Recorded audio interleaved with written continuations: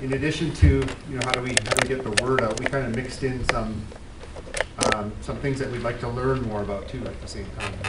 So first item was the legacy of old time practices. So just understanding how past practices might, you know, have led to some of the issues that we're faced with now, and how those things might have contributed to infrastructure deficit that's in place now. Sessions like this interjurisdictional sharing, is a good way to share the knowledge.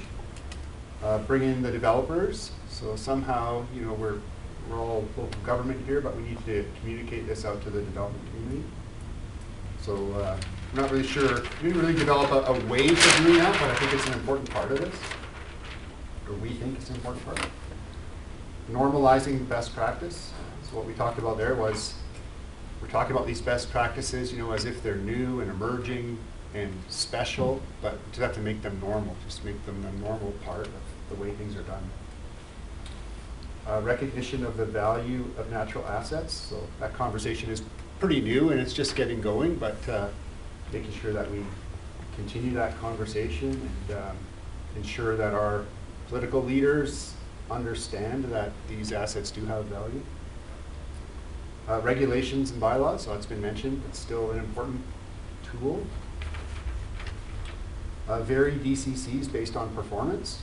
So we've talked, I think when you talked about reducing DCCs based on performance, maybe there's a fancy formula that can be used. The better you do on water management, the less DCC you take. Competing interests is a challenge.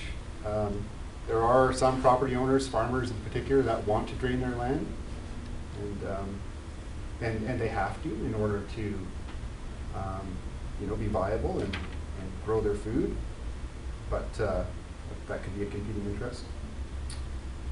A neighborhood watershed meeting was another idea for sharing information. So maybe it's going out into a neighborhood or into a watershed and having some kind of a block party to talk about the watershed. Interdepartmental sharing, and that's about it. Oh yeah. Oh, one more? And an idea for